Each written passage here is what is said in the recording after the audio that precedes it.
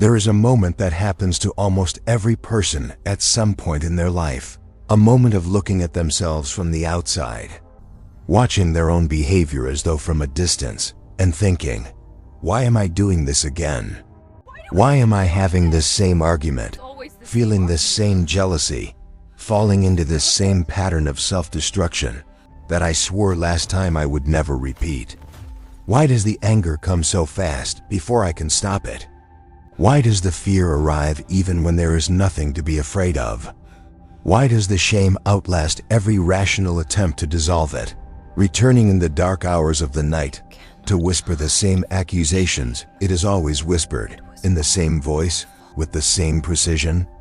Most people answer this question with psychology, with childhood, with the accumulated weight of experience pressing down on the nervous system in ways that produce predictable, repeating responses.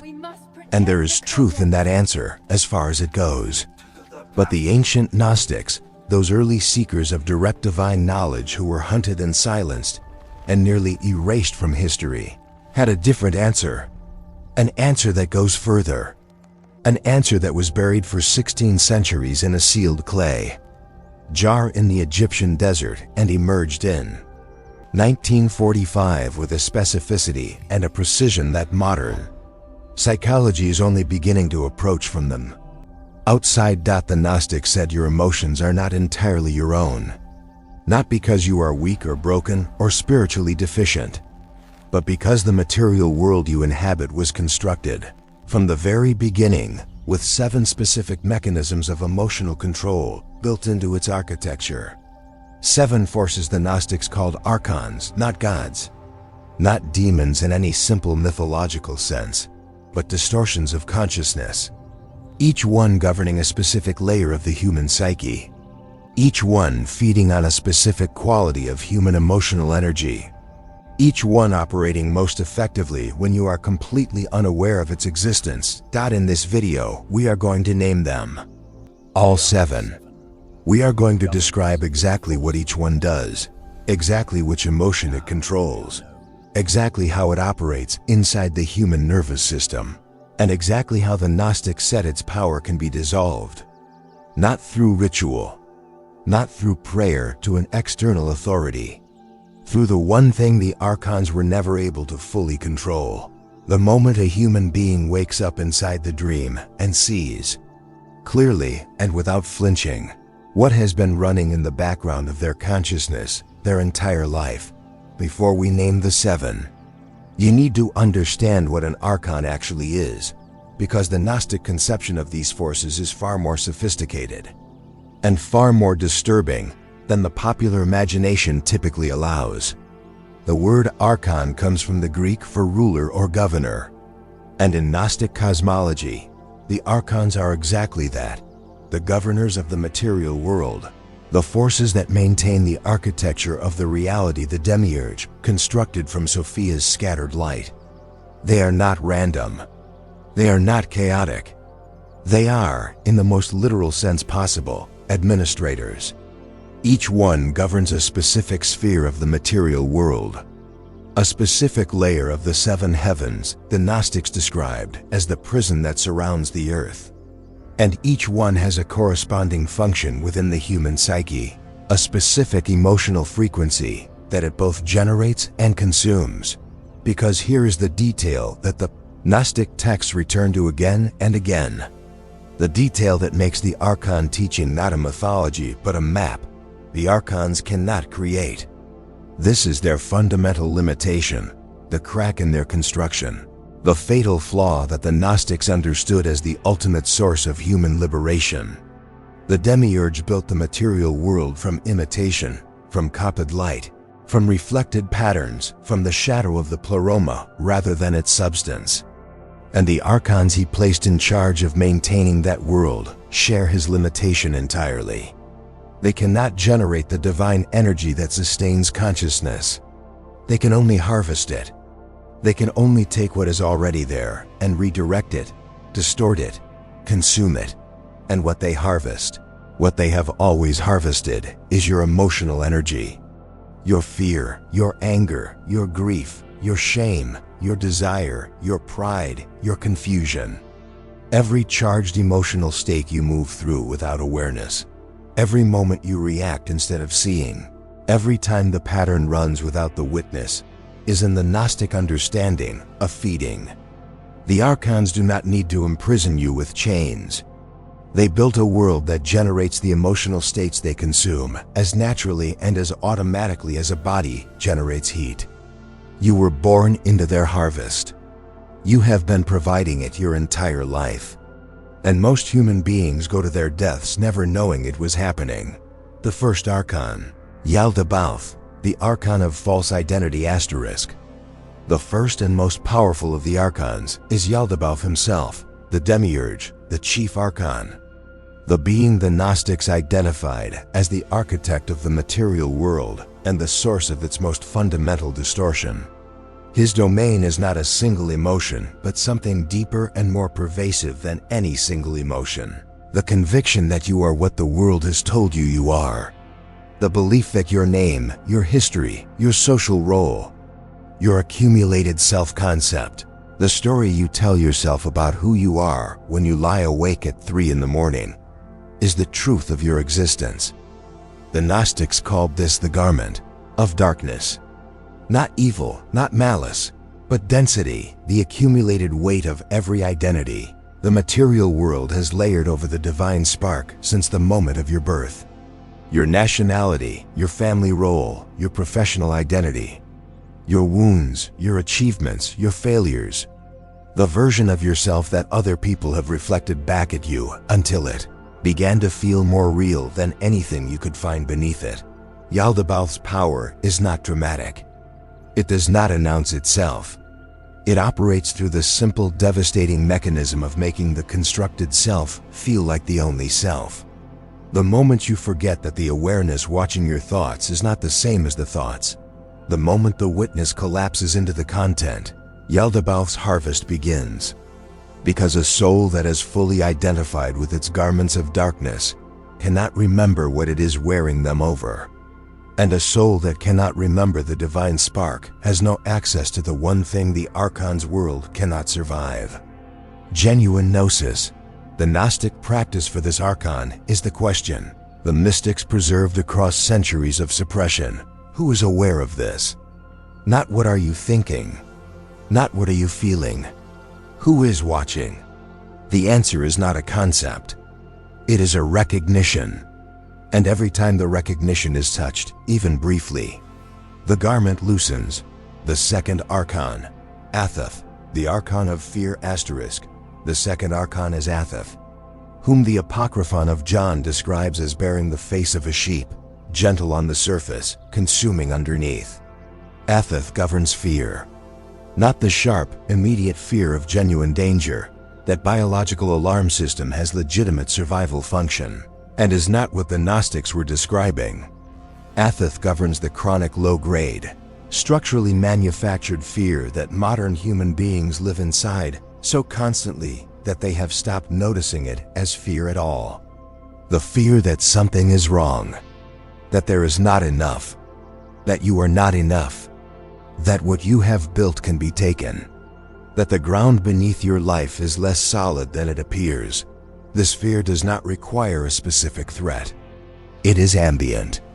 It is the emotional weather of a world designed to produce it, a world where survival is never quite secured, where the future is never quite certain, where the self is never quite safe from the judgment of others or the reversals of fortune. The Demiurge did not build this world by accident. He built it precisely calibrated to generate the chronic fear that Athoth consumes. The Gnostic understanding of fear is precise. It is the primary mechanism by which the Archons redirect human attention outward. Because fear keeps consciousness focused on the external world, on the threat, on the lack, on the gap between where you are and where you need to be safe. And a consciousness focused outward cannot simultaneously turn inward toward the divine spark. Fear is not just an emotion. It is an attentional mechanism. And Athoth's mastery of it is the mastery of keeping human consciousness permanently oriented away from the only direction in which liberation is possible. Gnostic dissolution of Athoth begins not with courage in the conventional sense, not with the suppression of fear or the performance of bravery, but with the simple, radical act of turning toward the fear instead of away from it, of looking at it directly, feeling where it lives in the body, and asking, what is here beneath this? What is the awareness that is watching this fear? That question does not eliminate the fear, but it creates a gap. And in that gap, the Archon's harvest becomes impossible. The third Archon, Harmas, the Archon of grief. Harmas governs grief, not the acute grief of genuine loss. That sacred human experience of mourning is, in the Gnostic understanding, one of the most honest responses available to a divine spark living in the material world. Harmas governs something more insidious, the grief that has calcified into a permanent inner climate. The grief that has stopped being about a specific loss and started being about existence itself. The grief that says the best is behind you, that what was taken cannot be restored, that the world owes you something it will never pay.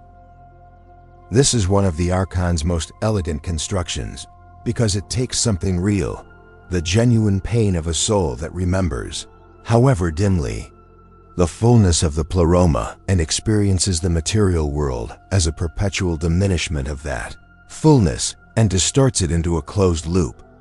The longing for the divine becomes a mourning for specific things in the material world. The homesickness of the divine spark becomes nostalgia, regret. The ache for a past self or a past relationship or a past moment of happiness that the present can never quite match. Harmas keeps the soul oriented toward what is gone rather than toward what is present. And what is present, always and every moment, the one thing Harmas works to make invisible, is the divine spark itself.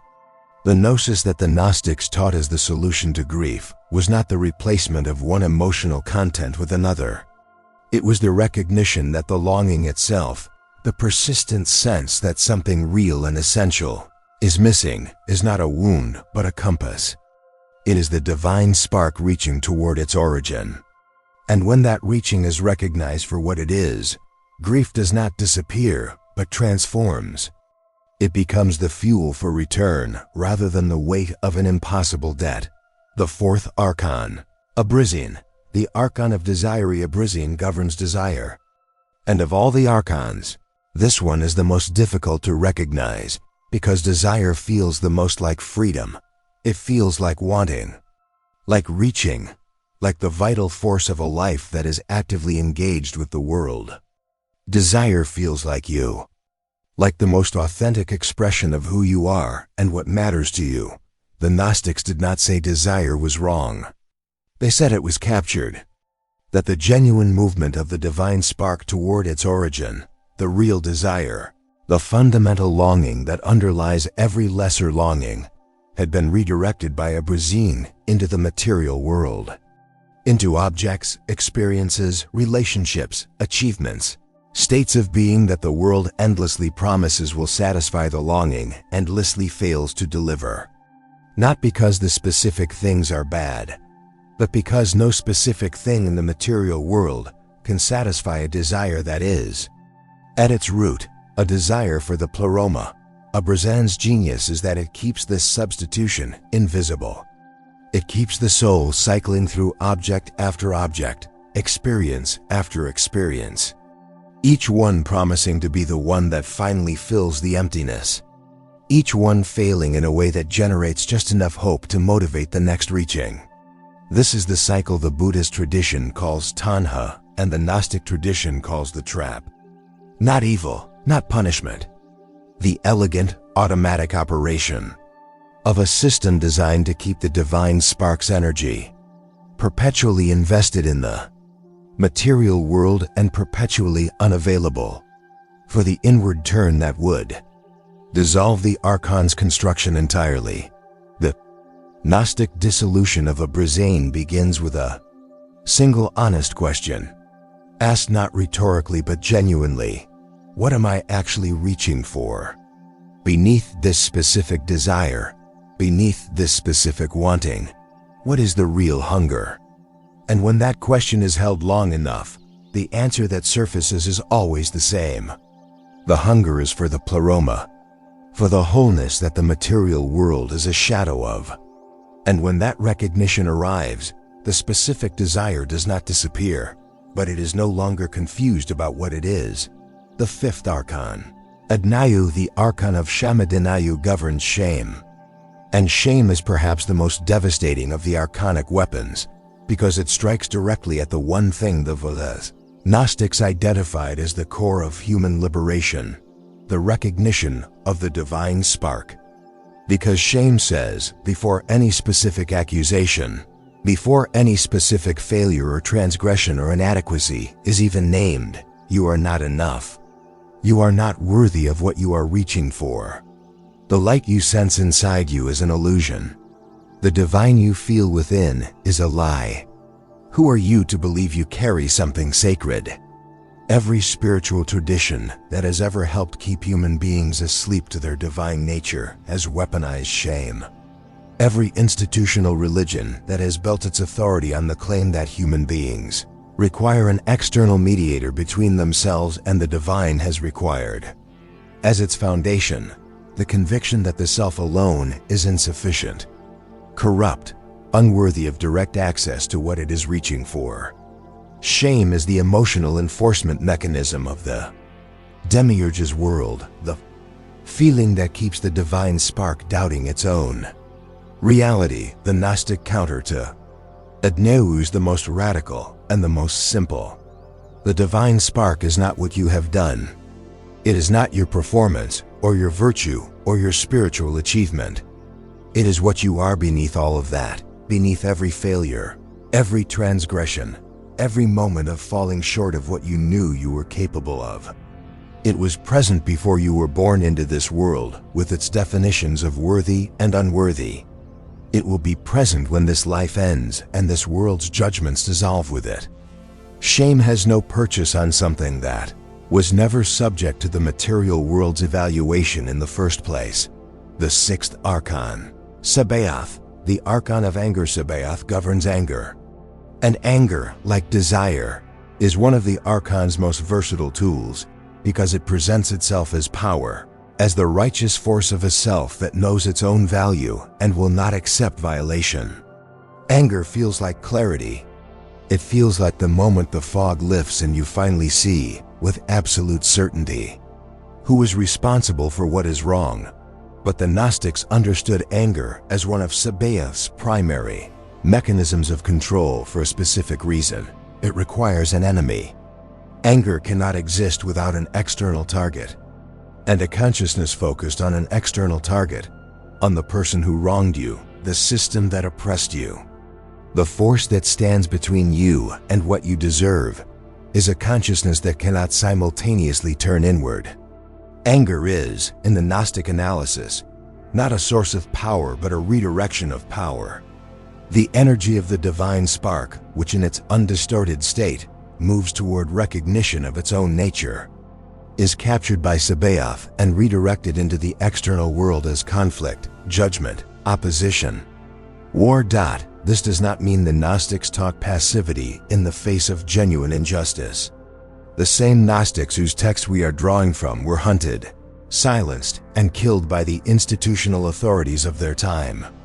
They were not passive, but they understood the difference between acting from clarity and acting from anger, between the response that comes from a self that has not lost sight of its own nature and the reaction that comes from a self that has been captured by Sabaoth's mechanism and is now feeding the very system it believes it is fighting. The dissolution of Sabaoth begins with the recognition that the anger is real, but the story the anger tells about where the power lies is not. The power is not in the enemy. The power is in the awareness that can see the anger without becoming it. The seventh Archon. Astaphaios, the Archon of confusion. Seventh and final Archon is in some ways the most pervasive of all, because its domain is not a single, distinct emotion, but the condition that makes all the other Archons possible. Astaphaios governs confusion, the fundamental uncertainty about what is real, what is true, what is worth wanting, what the self actually is, what this life is actually for.